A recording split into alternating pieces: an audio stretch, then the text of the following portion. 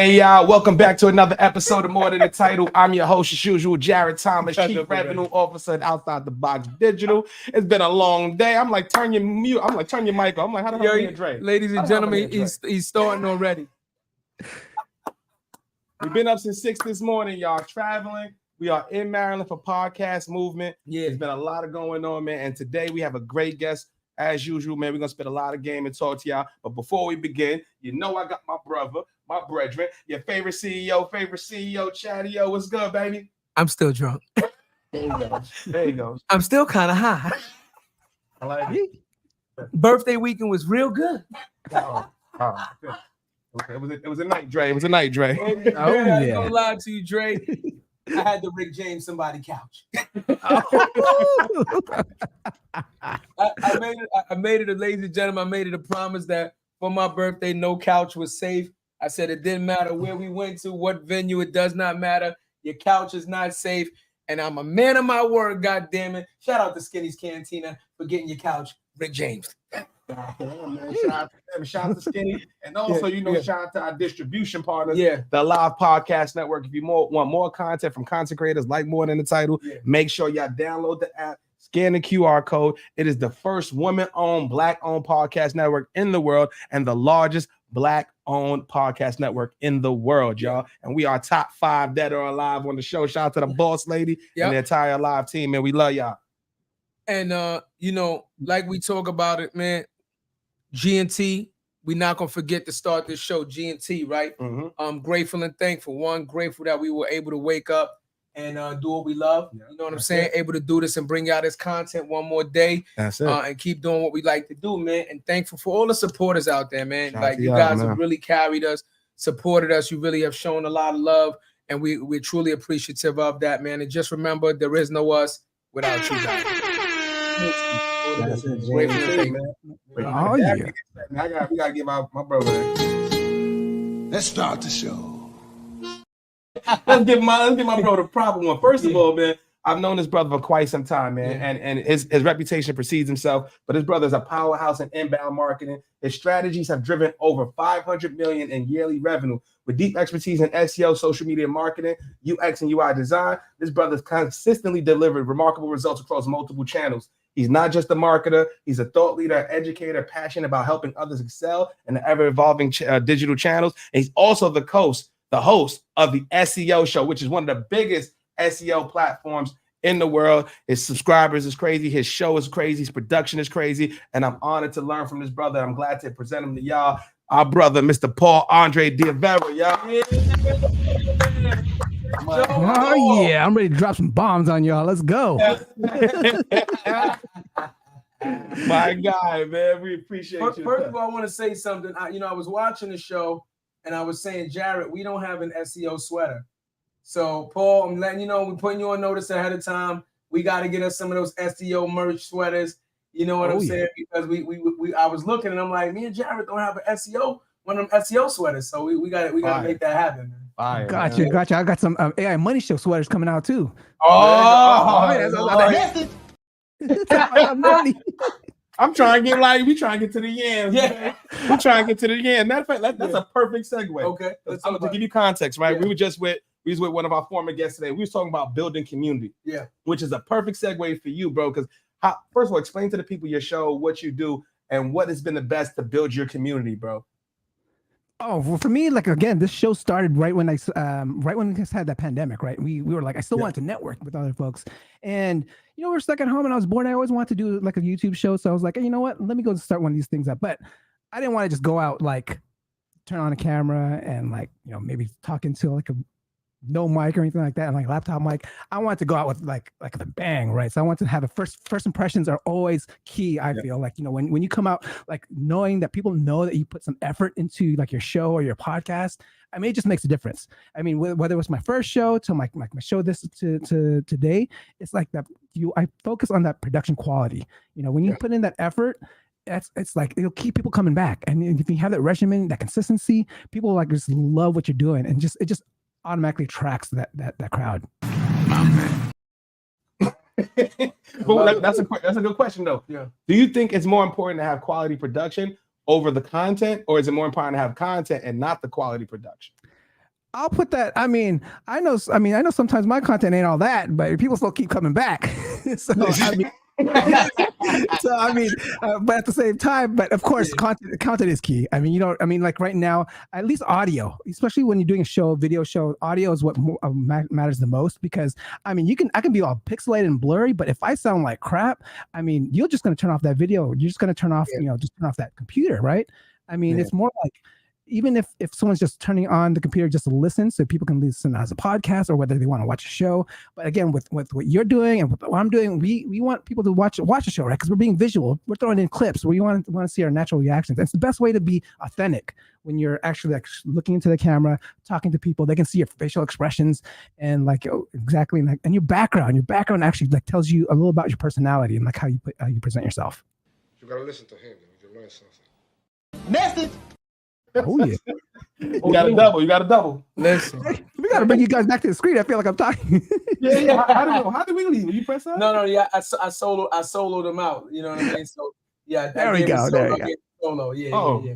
Now he's pawning. He went to Han Solo. Yeah, I ain't mad at him. the Han Solo. I went solo bolo. Paul, one of the things that we always talk about in our community is coming out with a product, but taking the time to develop the product enough so that when you bring it to market, it actually looks like you give a damn. Yep. You understand what I'm saying? The Yep. easiest way to get somebody to never want to support you is to come out with something that's so inferior that it looks like you didn't even take the time or the time of day to learn what you were doing, or to seek somebody's guidance, or even to put yourself in somebody else's shoes and say, would I buy this from me? Yep. You know what I mean? Let me tell you how amazing this is. And, life has a way of showing you signs that you're on the right path. And then if you're a fraud, life has a way of, Telling you about exposing yourself. you, right? So, so just so you guys know, we just had a lunch meeting with Paxton Baker. Shout out to Pax. Shout out to Pax, man. We had a lunch meeting with him, who's, with the Washington Nationals. And one of the first things he said to us when we got to his office was, that T-shirt that you guys sent to me is one of the softest T-shirts I've ever had in my life. Am I lying? That's a fact. Right. And then he proceeded to show us a picture with him flexing and wearing it in the gym, right? Yeah. Which now, if you guys know Paxton Baker, he's tatted. He has tats over like 80% of his body. By him flexing, now he realized that right here on his bicep was an empty spot that he didn't have a tattoo. So now he's like, okay, now I got some more real estate. I will get a tattoo there. But again, right, we took time to develop our merchandise. We took time to look at the clothing options that were there. Fabrics. We different weights of the fabrics, washability, shrinkability, things of that nature. So when we put some public, we know that it's a quality product, and that's what you want to do, right? You want to hand somebody a quality product, so when they use your product or they utilize it, there is no second thoughts if they're going to buy from you again or come back for that service or something again. You know what I'm saying? So We got to pay some bills. We'll be right back. You shit me? If you want the good quality shirt, you can go right to otb-digital.com. More to the title shirt, a mug, a beanie. As fall's coming around, get you some hoodies, get you the long sleeve baseball season almost over, October. Come on, get your last shit off, and you can see exactly what Paxton was talking about for about $19.99. Back to the show. No, but for real, I mean, the product, it means a lot when you have a product, like especially like this show, the show I put together, right? I productized it, where I've actually created a media kit. I'm showing off like, what we talk about the show, a little bit about my background, about my own personal brand. When you package something like this and be able to present it to like companies, that's when you get the sponsorships come in. This is where like just a couple years ago, I got laid off, right? My show saved me. Like my sponsorship money for the show is what saved me from actually, going broke, losing my house. And that's what I'm saying. It's like, if you just put in something that you believe in, something that you just really, really have passion about. I mean, I know it's cliche, but man, hey, I actually love SEO and I love doing video. So why not put the two together and come up with a unique product? And then now being able to productize it where I'm able to sell, advertising in the show, which is more than enough than like, something like, it's making over 10 G's a month. And something like that is something where if I didn't have that and living here in California, it's like, I'd have lost my house. Damn! That's what it is. That's exactly what it is right there. So I'm not But even you mad. said, I really the damn was that was the damn. Also being in Cali. I'm not mad at that. But so how did the sponsorship conversation start? Right. Was it you building the audience first and the brands coming and presenting themselves to you, like those people who had developed and watched the show, or was it something that you just doing cold outreach? No, no cold outreach. It was the quality of the show. So check this out. It was. I got my first sponsorship from HRFs at 2,000 subscribers. And they were paying a couple grand a month, and it's like, hey, because I interviewed Samo. Samo was on the show, and he was like, hey, you know what? Like, we should. Let me introduce you to our influencer program because I feel like you'll be a perfect fit for our brand. And I was like, all right. I mean, at first I didn't think about it, and I was like, so I was able to work out something where it's like charge like $500 an episode, so it came out to about $2 grand a month, and they end up sponsoring for the whole year. So that was some good some good change right there. And then being able to like know that and show that to other people, like, and they saw it, they're like, hey, how can I become a sponsor? When you get your first sponsor, others will come following asking. They'll be like, oh, how can I get that? And that's when you can charge even more. So like now, now when you need that social proof, right? Like you just have that proof that someone is willing to pay this much. You can double that and say, hey, yeah, I charge them like $4 grand a month. And then like, all right. So like I just double my income by just saying that I charge like $4 grand a month. So it's like, and they're like, they did it. He's a genius. Inflation. I love it. Yeah, there you go. Inflation at its finest. Inflation.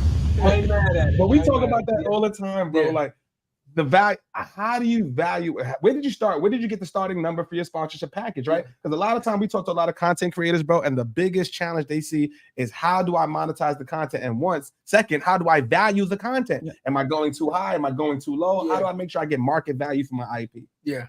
Yeah.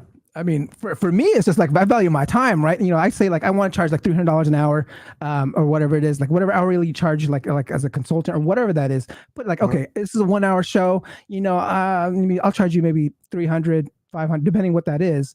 And then that's how I kind of figured out. That's how I kind of do like everything. Like I always say my time. I mean, I hate putting value to my time, but it's a good gauge to seeing like, okay, if I'm willing to do something for $300 an hour, and this is gonna take me like 3 hours, that's like I'll charge you $900 to do a certain thing or whatever that is. I never heard nobody use the hourly rate to do the content. But here's the funny thing about it, Paul. I'm gonna ask you this question: why would you feel bad about valuing your time when the world itself, the whole structure of a job is based on the time you work for the amount of money that you get paid? They're valuing your time. Well, I'm valuing because I'm saying $300. I think I'm worth like for $5,000 an hour. No. What I'm saying is the dope part about it is when you go to apply to a job, then it's up to the employer to say that they're willing to pay a certain amount for your time. Yeah, exactly. They're giving you the parameters on what they're willing to pay. But you in the driver's seat now. You in the driver's seat. So if you're not if you're gonna drive this motherfucker, you better drive this motherfucker, Paul. Like, you know what I'm saying? Like, that's what I said. That's why my race doubled. My race doubled right on the next person.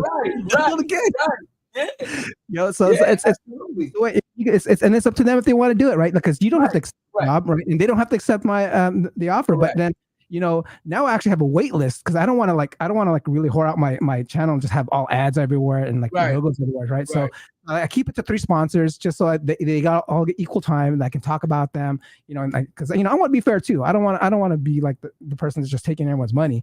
But when you build these relationships and then you also when you create this wait list, now you have other companies just waiting, and so it keeps your current sponsors like intact. I'm like, if you hop out, someone's gonna take your place and you lose it, and your rate's gonna go up.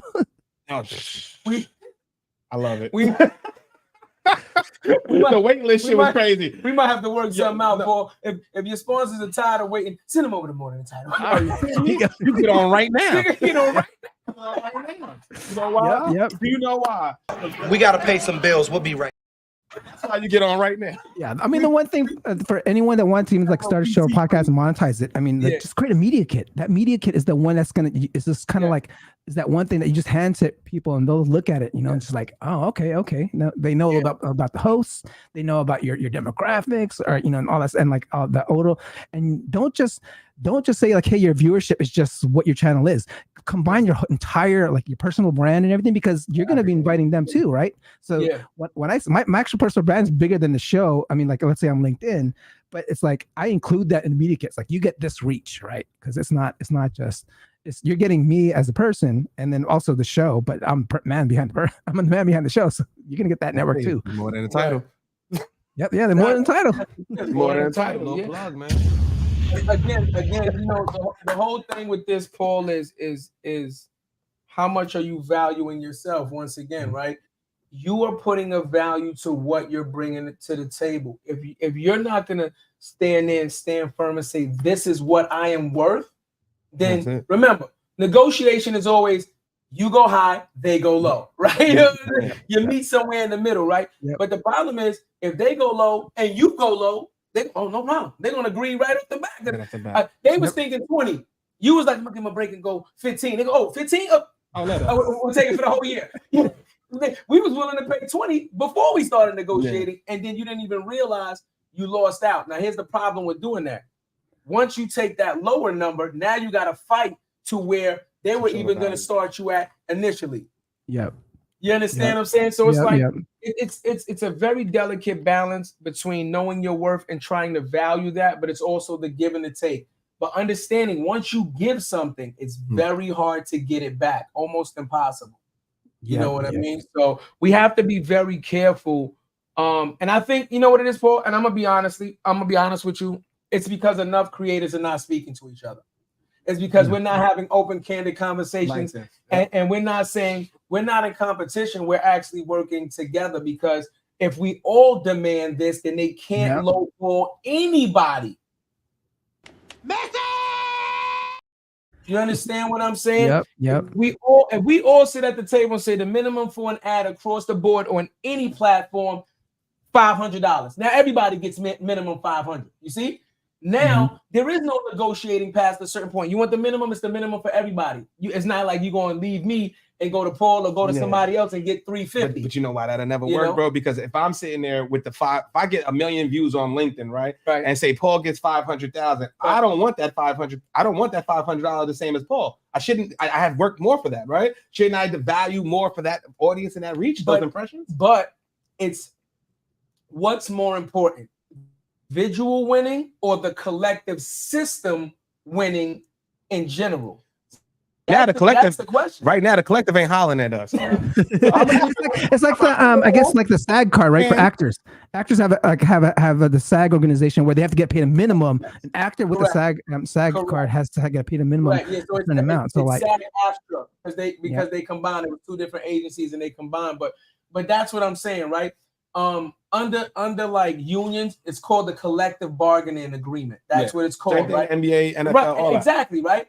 Yes. The individual can always do more, but you want anybody that gets into this organization to get a minimum, because once you establish a minimum, then price can only go up from there. See, if you never establish that minimum, the minimum always fluctuates up and down, up and down. So you want to establish that minimum so that now you can say at minimum, we getting paid this. But it's always gonna be a motherfucker like the Price is Right. You got 500, I come at $4.99.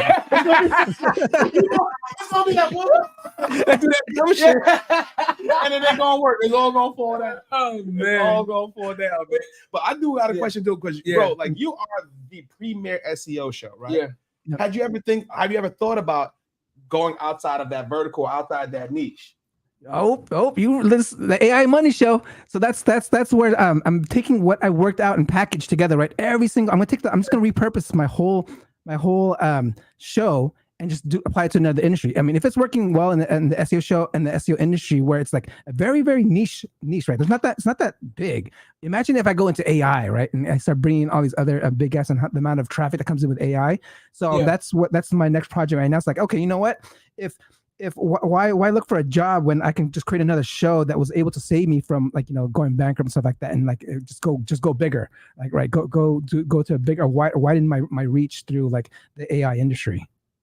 Yeah, bro. Yeah. Man, I also got to ask you something real, bro. Because when you got laid off, and this is kind of when I started the same thing, bro. You was with me during the time I was at iPull Rank. You've seen the evolution to Hootsuite, and you saw when I got laid off from Hootsuite. Yep. This is when we fully doubled down. What were some of the toughest challenges at that point, bro? Because you already had the audience, you already had the show, Like, what did your family think? Your significant other, stuff like that. Like, how did you get through that? To be like, yo, baby, I'm doubling down on content. Well, I mean, right now, again, it was the only thing I had going on, because I'll tell you this: after being laid off, I was applying for jobs for like the whole year with nothing. With all the experience I had, making all these hundreds of millions of dollars for these companies like Workday, SAP, like these huge companies. And so I had I had a prestigious a resume, and I still wasn't getting hired, right? So I was like, I mean, I even got a coach. I was able to get further through interviews, but 1 year I was like, that's why I made the switch. I was like, you know what? Instead of looking for companies to work for, I'm going to start looking for clients, and then applying for this for like other, so I switched it up. And so like when I started switching for clients, I was able to get more revenue generating on top of what I was already doing with the show. And now I'll tell you this: in less than a year, I'm able to make more than I was doing. It took me 20 years or 15 years in the corporate industry, and I was able to hit that mark and pass that in about less than a year. So it's like just by working myself. Oh my goodness! You get a double again. Class in session. Holy shit! You said within 6 months, That's right? crazy. You was able to. Yep. By finding clients, I was able to make $100,000 more than my salary of what I was making at a corporate company, a big corporate company. And we're talking like good salaries here, like good salaries here in California. So it's like we talked about this today, Paul. Me and my cousin talked about this. I just want you to think about what you said, and I want you to answer it in this form, right? How did it make you feel as a person to know that you have X amount of experience and expertise in a field where technically you should be the #1 draft pick? With your resume, listen, that's a fact. With your resume, Paul, you shouldn't. All you had to do was do a Jared SAP thing. Workday. Jared put up the free agent, right? Jared's a free agent. You know what I mean? Yeah. He did like a little post. He's a free agent. All you had to do was whisper that you are available, and literally you should not have been able to not answer your phone, because your phone should have just been ringing off the hook, right?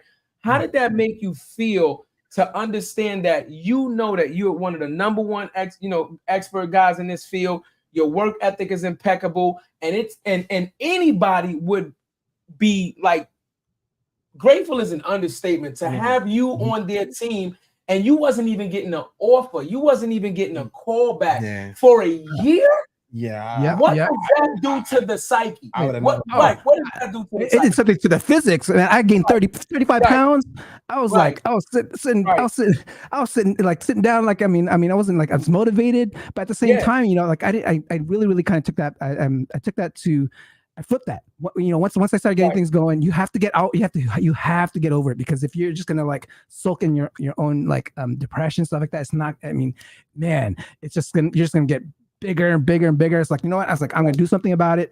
I lost the 35 pounds again, and I was able to like mind focus on everything, concentrate on clients, and be able to again focus on new projects and like, on old projects, rebuilding. And the one thing I always did, what I feel like a lot of people don't do, is like investing in myself, spending money on myself, whether it's like ads or like building stuff. Like, that's investing in yourself is the best investment ever. You have the best ROI, whether it's just like learning new things. I got a real estate license just because I'm like, hey, you know what, maybe this is not my field anymore. Let me try a new real estate thing. So I got a real estate license. I mean, I haven't sold a house yet, but I mean, at least I was building my skill stack. So I was like, at least just adding more skills to my belt that can make me more valuable. That's real. Yeah, but remember we talked about this, right?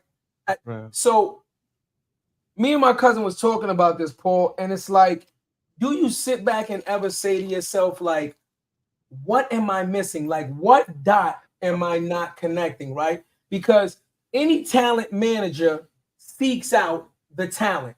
And if you're clearly the best talent in this pool, and you watch this, Paul. Now watch this. Let me ask you this question. Did you know recruiters that could have gotten you into position and offered you a job at that time? Yeah, no. I had connections and everything trying to get in there. But I'll tell you this, after speaking, when you've been in the industry for like as long as I have, like over 15 years I've been within this industry.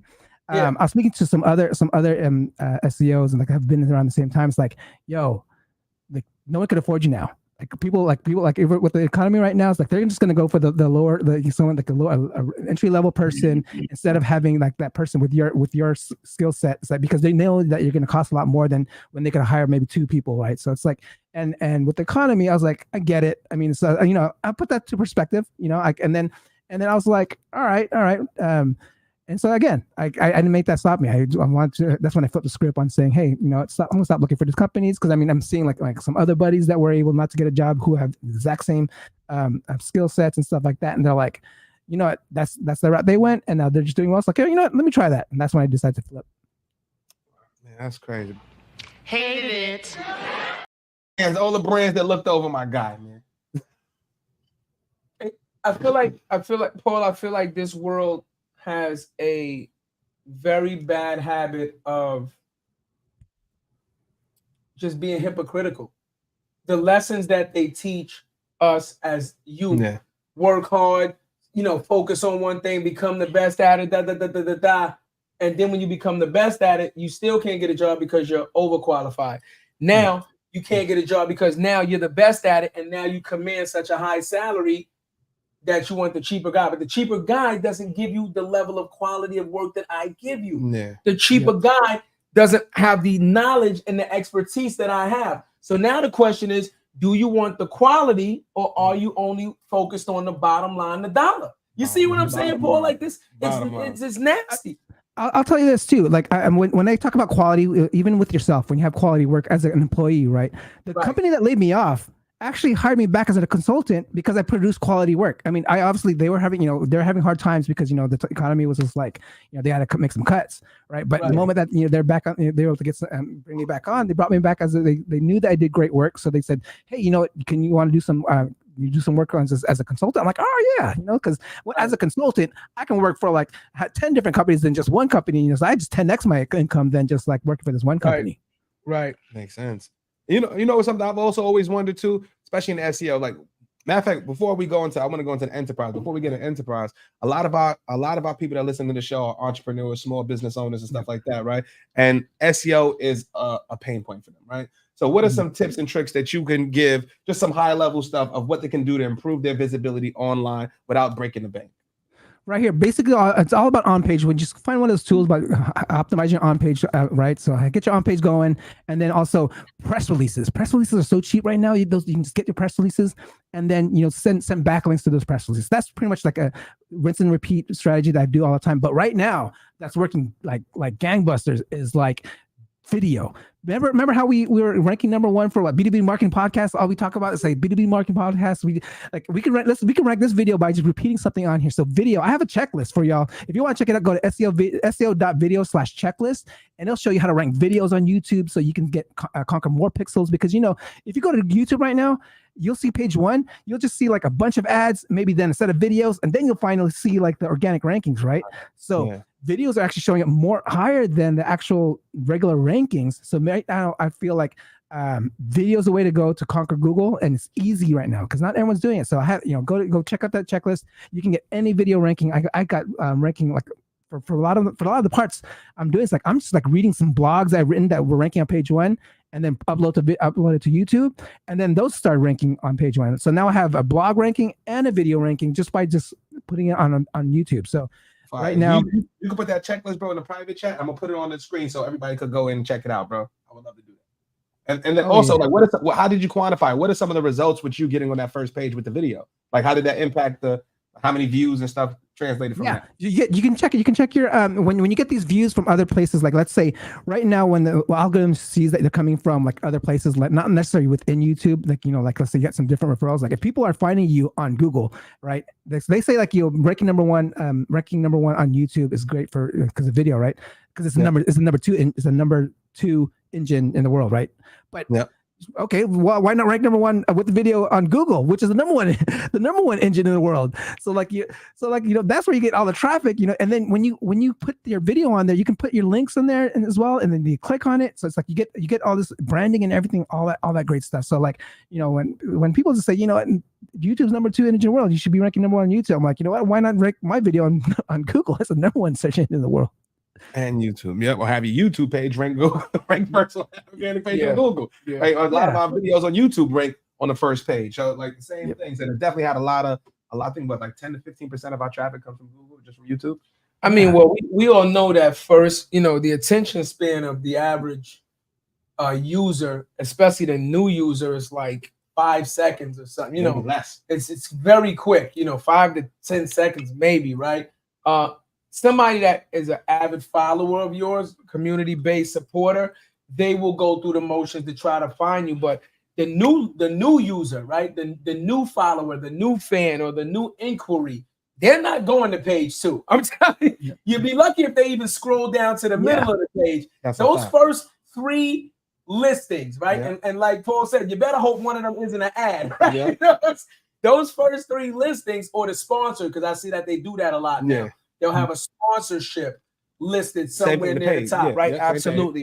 Yeah. But those first, that first page, or that first half a page, Mhm. is crucial to, you know, organic discovery and people actually taking the time to click through and find you. Yeah, Yeah, and absolutely. you said press releases too. So for anybody listening that may not know, like what is the route of acquiring those, you know, looking at those press releases? Who should they be looking at? Is there some good ones for good prices that are obtainable for some people that we could, you know, point them in the right direction? Yeah, there's what, like there's Kiss PR, which is a really good pricing right now. Even like the higher ones like EIN, Presswire, it's really good. So the one thing is also is like, if you want to, when we're talking about like conquering page 1, right? You see like you can also conquer the side of page 1, right? So this is where I always tell all my clients to get registered a Google business profile. I'm like, every client I go to business.google.com and register your business, because you're gonna get that side part of the Google search result by when you search your business, whether especially if you're a local business. Right now, if you're like local in Oakland where I'm at, you search Paul Andre, dude, I get like this whole long ass listing on the side, and then like all my videos show up. So it's like even SEO video show, I register that as a business from my same address. So it's like anything that you can register as a business, do it with Google, so you can at least get your knowledge panel or your Google panel and Google business profile panel on the right hand side, like easily. And I gotta ask you too, bro, because I worked with I worked with Mike, so he's done one of the best SEOs in the world. Coming up. And shout out to him, man. What makes a good SEO, bro? How do you know what I mean? Like, what really is the classification? What is the criteria for a good SEO? I know you could look at SEO and be like, yeah.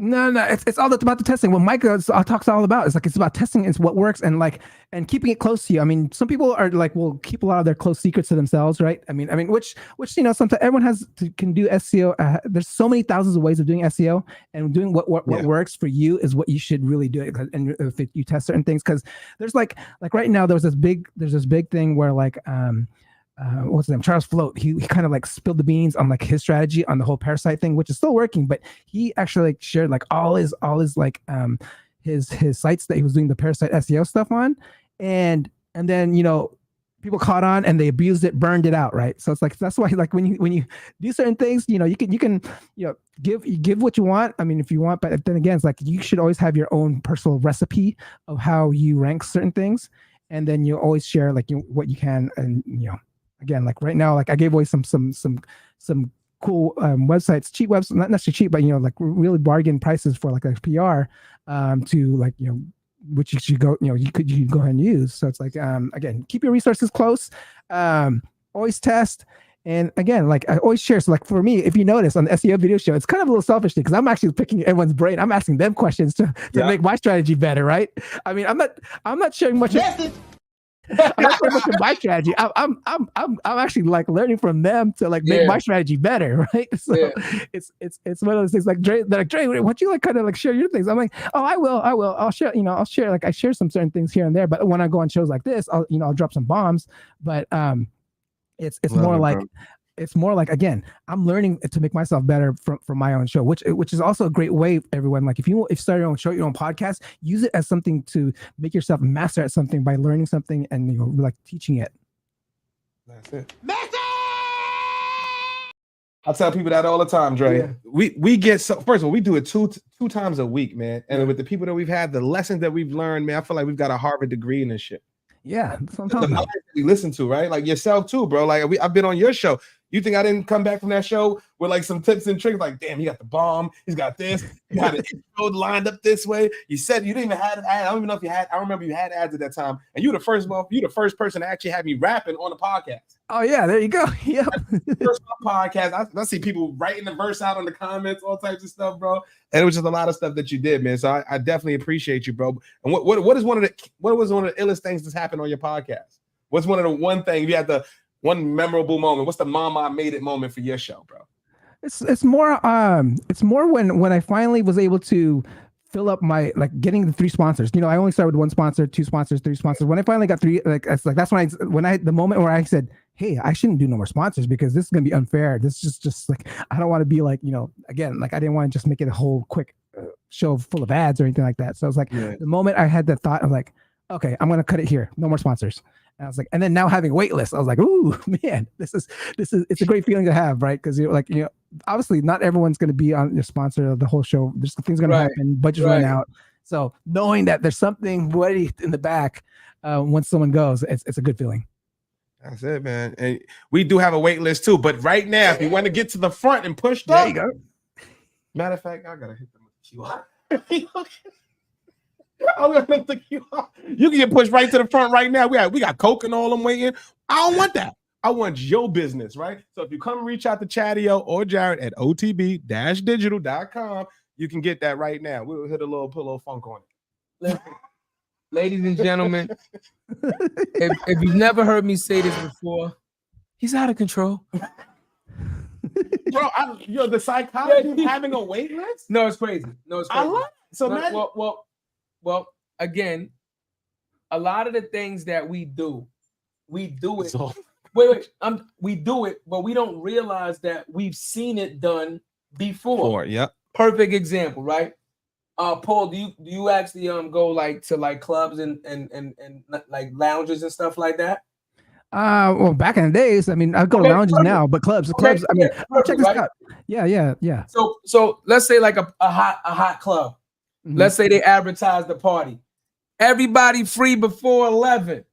You know they're holding that door at 10 o'clock to make sure motherfuckers ain't getting in free by 11. To make sure that the line is long, so anybody driving by can see how long the line is. Right now, I've seen lines all the way down the block. Get inside, there's 2 motherfuckers in there. That's exactly what I did. So hey, this is a fun fact. I was a nightclub promoter. Like when I was writing in college, I took personal branding to the heart, to physically. I had 2 mohawks. I was a rock star. As a promoter, that's exactly what I did. I held the line. All my friends were the first 30 people in line, and they didn't care because they knew they're supporting me. And when people are circling the block, looking like, oh yeah, that club's cracking, and that's when the line started getting around, and that's when I started letting people in. I mean, I say doors open at 10 o'clock. I want to let people in until 12. So it's right, right, and that's what I'm saying, right? So again, we talk about as a coach, right? With the ears hear, the mind believes, right? Do you know, Paul? Let me tell you something. I've seen this happen after year, and I never could understand what the fuck is going on. There's an ice cream store on 42nd Street called. You ever heard of Cold Stone? Yep. Okay, I've never seen Cold Stone wintertime. I'm talking fucking 20 degrees outside, snowing, and they still have a down the block. Who the fuck is going to get ice cream? This must be the world's greatest fucking. And I don't even eat ice cream like that, but it makes me so curious to why people would stand. Okay, the summertime I can understand. Yeah. In the fucking 20-degree weather, and you still want ice, and you're still wanting to stand out. It's the psychology behind it. It makes you feel like I gotta have it. This is that exclusive. I need it. Yeah. So the wait list is in the same line with that. But what if? All right, because I know you built the relationships with the 3 sponsors that you do have right now. So now. Sponsor number 4 said, look, Dre, I've been on the wait list for 5 months. I absolutely want to get in touch with your audience. I'm giving you 2x more than what the first sponsor is. What happens then? So I've actually tried to say, hey, you know what? I can do a separate show there. So that's kind of like how I'm starting a new show, because you know what? I'm going to start a new show. Like I could bring that wait list. Like, hey, I have this new show. If you want to come in, I mean, but then again, it would have to make sense because I made it AI because some of these are AI companies, like SEO companies. So it would make sense. if they, even though they, but I can also opens up the horizon on other companies if they, they're not in SEO, right? So it's like I can have SEO AI companies, I can have finance AI companies or whatever that is. I just opened it up, so that's part of the reason why I'm like, oh, you know what? Let me take advantage of my waitlist and just open up another show. Fire, bro. You know what? We're announcing it right now. More than the SEO show. We got 2 shows right now. This is going to be the new show format. So I'm letting you know. So Coca-Cola, Simply, we together now. We going steady. Ladies and gentlemen, blame it on the Hindendu. Hindendu. This is called Hindendu. He's out of control. I love it. He's trying to get me out of control. More than that, more than SEO got a ring to it. More than SEO does have a ring to it. More than SEO does. More than SEO got a ring to it. I ain't gonna lie to you. Yeah, I like that. Yeah. What'd you think, Paul? No, great.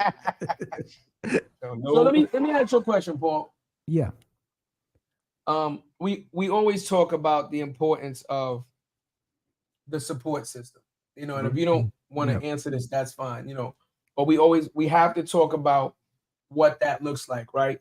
So you said, you got laid off and you were following your entrepreneurial journey, right? Yep. So your family is used to you bringing in a certain amount of income based off of a 9-to-5 setting, right? Now here's 2 things with that. The first question I'm going to ask you is, your wife, is she an entrepreneur? Because that's a big part in her understanding the entrepreneurial journey. If she's an entrepreneur, and if not, then she looks at it from a different lens, right?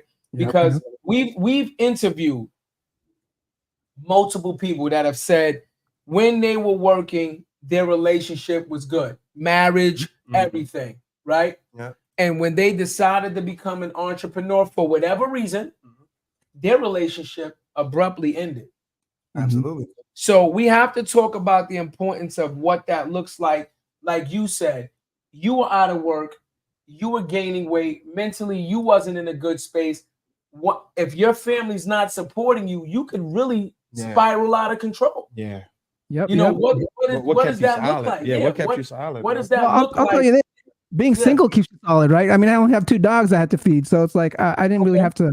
I didn't really have to worry about that. But I'll tell you this: as when I did have a girlfriend, there's sometimes like my girlfriends are attracted to that entrepreneurial person of that I was like. They were attracted to that. Like they didn't when I was they supported when I was like doing the parties, and they supported when I was doing like photography and all that good stuff. So I guess the girls I attract or that I'm attracted to are the ones that would love what I do as an entrepreneur. But I mean, I had right now, like being single when I was having corporate, you just have fun.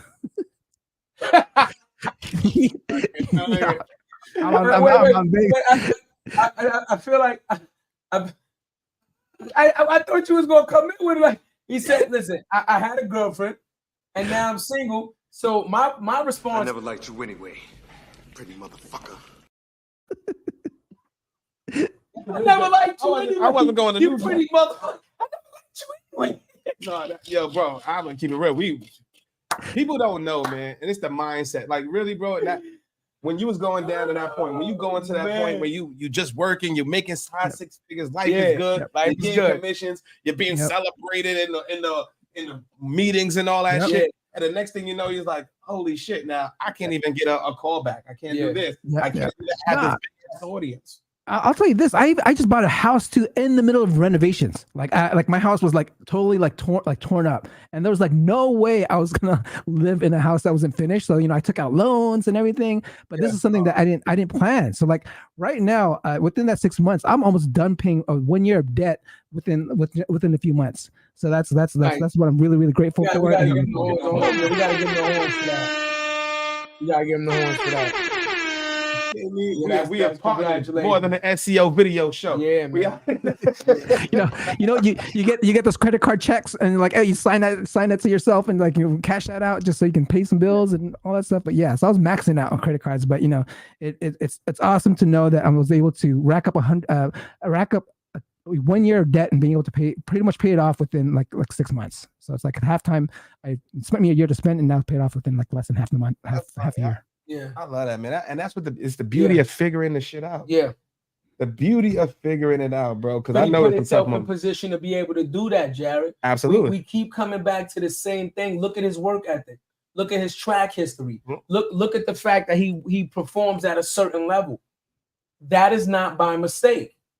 No. Even if he works for himself, he still has to provide a certain level of work for his clients.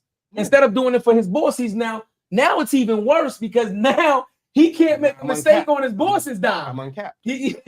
Now when you make Paul, you can't make a mistake now because you make a mistake it's on your own. See, when you work for somebody, ladies and gentlemen, when you work for somebody, it's the best thing in the world. If you're ever thinking about running a restaurant or doing any type of business, go work for somebody that already does it. Watch what they do, learn from their mistakes. It's called free lessons because you're not wasting any of your money, but you're learning. Now, the moment you decide to step out on your own, well, then shit get real. Yeah. Oh, but You understand? But it's the mindset. It's the mindset. It's the mindset. Yeah, it is the mindset. Having that growth mindset. Like, I mean, look, I was willing to learn more by going into a whole industry by getting my real estate license. So I was like, you know, it's like being able to like, hey, you can make sure don't just limit yourself to like what you know, learn some new things. Like you're investing in yourself. Right. Yeah, man. And speaking of AI, I actually want to know what is your process to create the show, bro? I'm just curious. Like, how long does it take you? How many episodes you do weekly? Like, what is your process? Well, I mean, when it first started, it took me 20 hours a week, 20, 30 hours a week, because I would watch different videos. I would find the clips. I would edit it. Right. It was a long time. But, you know, when it came down to more recent, you develop a process and like, you know, what things you like right now. I don't watch all the videos. I just look at maybe transcripts and then now have AI say, hey, what was the most important thing on this person's video? And then the AI would say, oh, this part. So then I would pull that as a 1 minute clip. So that cuts down like a couple hours already right there. Right. So like being able to use AI to like help with productivity was able to like cut the hours down from 20 hours a week to down to like 5 hours a week. So it's like I really was able to once you develop the process, learn what works and what doesn't, and being able to like really use AI to help out with things. Yeah. Well, that's delegation. Yeah. That's delegation. And it's him realizing that I can use AI technically as a free worker. Absolutely. But that's what everybody should be thinking. Because that's what you're doing. You're delegating, right? Instead of me editing this thing for 20 hours, AI, help me out, give me the talk points, give me the appointment piece. I can go right to that. Make my clips from that done, and then I can now whatever time I would have had to waste it on that, now I can use that and focus on the business or something else. Something else. The AI money show. Correct. What is the most helpful piece of AI? That's what, like, obviously there's ChatGPT. When people think AI in the mainstream, you think of ChatGPT and all that stuff. AI, what we're using right now, we're using Opus, we use Taja just for like thumbnails and all that stuff. But I still find it to be better than when we use it manually. I see better performance when I use manual. Only thing I use AI for is the clip. So what other AI that you're using you got to get on it? I'm using CapCut. CapCut's really good for like all the stuff. Like CapCut's like a really good AI for video editing. Again, of course, just ChatGPT and Claude are just things I would use to kind of like really find things. Because what I would do is I grab scripts. I use 11 Labs. Oh, if you guys didn't know, what I was able to do was I converted my SEO video show into the SEO Knowledge Bomb podcast, which I use all totally with AI. So I recorded my voice. I have an AI voice of myself, and I tell ChatGPT to like, hey, can you summarize my episode into 5 minutes of all the greatest points? And so I get that script to 11 Labs, and then I upload that to Buzzsprout, and then Buzzsprout uploads that to all like the directories like Apple, Amazon, stuff like that. So I'm not just necessarily just like re-syndicating my show. I'm actually creating brand new content using AI, and from Easton. So I'm repurposing it with totally brand new content. So like my voice, and actually it just takes, in order for me to like do that, it just takes literally just minutes instead of hours. Holy shit. That's crazy. Wait, hold up. I need a breakdown of that right quick. I need a breakdown of that. You said it so smooth, bro. You said it so smooth. So you're re-syndicating your content. You created an AI version of your voice. Basically had ChatGPT come up with like a synopsis of your podcast and say this, and the third. Yeah. Created a whole new content. Yeah, please walk me through it again one more time, Yeah, please, bro. Yeah. So you go to 11 Labs, you can record your voice, and then you give them like 10 minutes of your voice, and then it'll be on point. Like my mom thought it was me talking when it wasn't.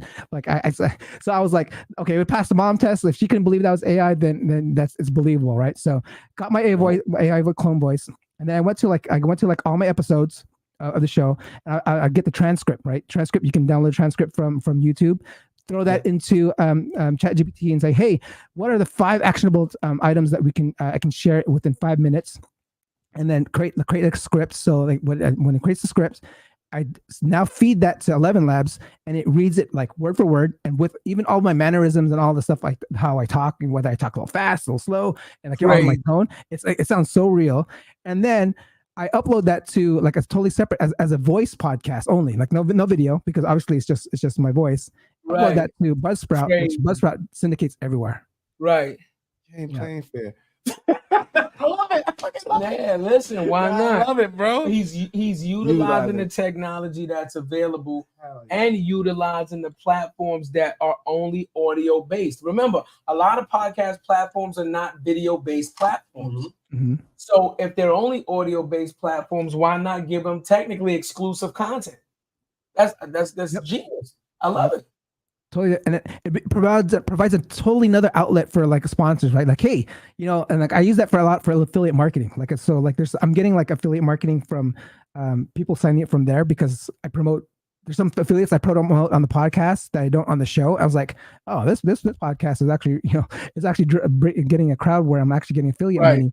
Right. Just putting like, hey, download certain something, send them somewhere. But yeah, I mean, again, it's pretty much original content. It's not AI content because I'm just using AI to use the content I created, right, and just extract it, right? So like there's a difference between you having AI create content for you than like using it to help you, use create valuable content. That was a Drake type. So wait, I got a question for you though, Paul. Like, what if let's say I wanted to do that, right?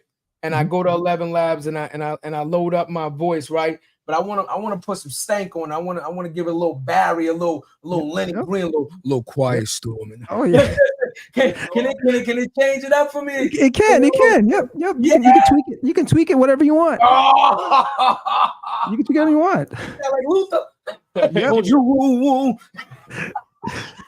You can just talk like that for 10 minutes to your mic, and then it'll take that and just go with it. So it's like, oh man, crazy. So, ladies and gentlemen, what he just did initially, and look, we're podcasters.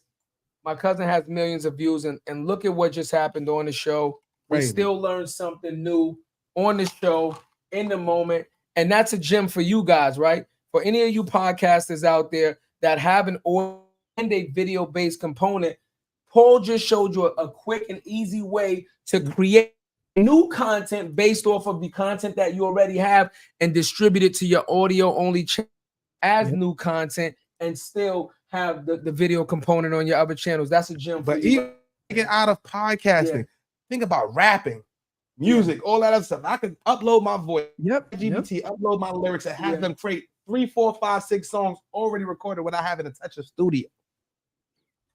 Yeah, we don't want to do that because you're about to get 200 engineers fired. So we don't want to cause a recession.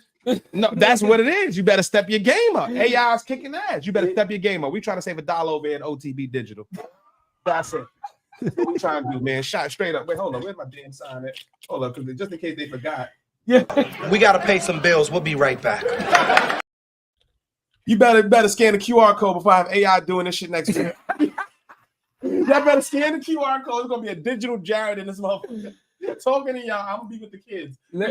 Ladies and gentlemen on YouTube, blink twice if you want me to take his mic. LinkedIn, I need you to put up the 3 fingers. Let me know if you need me to take his mic, turn his microphone on. Yeah, man, this is crazy. Yeah, bro. no, listen, Paul, I'm gonna be honest with you, right? I think that's a phenomenal idea. That was a great idea. I'm being honest with you. I think that was an absolute phenomenal idea. It's the little things that you do with what you have, right? You're not reinventing the wheel, right? You're just taking the wheel and painting in another color, right?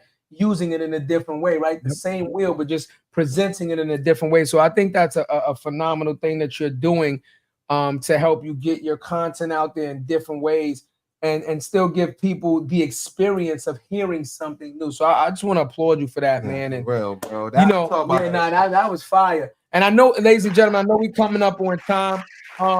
But I want to tell you like this, man. This is my first time getting a chance to talk to Paul, but I guarantee you it's not our last time talking to Paul. You know what I mean? Paul, please let the people know where they can find you, because I guarantee you that you're gonna get a lot of people that's gonna reach out to you.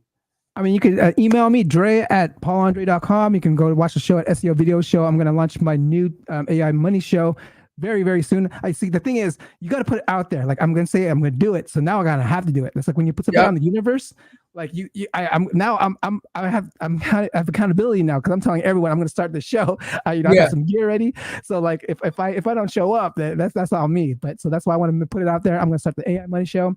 Be sure to check that out. And I'm very active on LinkedIn. So you can go linkedin.com/in/PaulAndre, and you can find me there. Bro, man, I just want to tell you, man. Yeah. I've known Dre for the listener. I've known Dre for at least 4 or 5 years, man. Like I said, when I was first starting my LinkedIn journey, that's how we got connected, man. I was trying to figure it out. And when I say this dude has always been genuine, always reached out. Yo, Jared, I see you working on your personal brand. Come on my show, right? You know what I'm saying? Tell us what you know. You're learning from Mike. Yeah. Tell me what you're doing on LinkedIn. I want to expose that to my audience. Like, and just for those listening to, just to show you quickly, I'm gonna come back to he did that for us. Drake added that for us. So I was going to start the More Than a Title podcast about 2-3 years ago, man. I'm like, yeah, I don't do editing. I don't know none of that shit, bro. I just remember his joint was so fire. And within 2 minutes, man, I'm like, yeah, Drake, can you hook me up? Yep. And he held me down, man. I just want to say thank you, bro. It's always love. Thank you for pulling up. If you ever need us, man, you know we on deck for whatever possible, man. And just know we room for you, bro. Because you're a real one, man. I really appreciate you. I'm rooting for you guys too, man. I'm going to try that Hindendu sometime with y'all, man. Yeah, Hindendu. Need some more. Look at him. Got him. He don't like it, but he reaching. What you doing? Let him know what we got coming up next week, cuz. Oh shit! Or later this week, actually. Later this week. So we got Hamid Safai, who's actually was the former VP of marketing at Liquid Death. He's now the CMO of Lucky Beverages. We got Coco Sharp next Thursday. Tuesday we got Lola Backery back on. That's our girl. And then we've got a lot of stuff next month, man. Shout out to James Lindsay from Rap Snacks. He's gonna pull up. We've got Daryl Hall, who's the global manager of communications for Adidas basketball. Globally, pulling up to the spot, man. We just gonna keep on raising the bar, man. As long as we get information from good brothers like Dre, man, we're gonna provide that to y'all. We're gonna have fun, and we hope y'all enjoyed, man, because this was real, man. I learned a lot just now. And Dre, man, nothing but love always, baby. Yeah, and we're gonna leave y'all on this like we always do, man. Just understand, just like you know, Paul just let you guys know, even when he was fired, he didn't give up, right? Even when he was fired, he didn't give up. He didn't give up his dream. He gained weight. He fought through the adversity. You know what that means? That means the dream is free. The dream is free, but the hustle is so separate. More Than a Title. I can't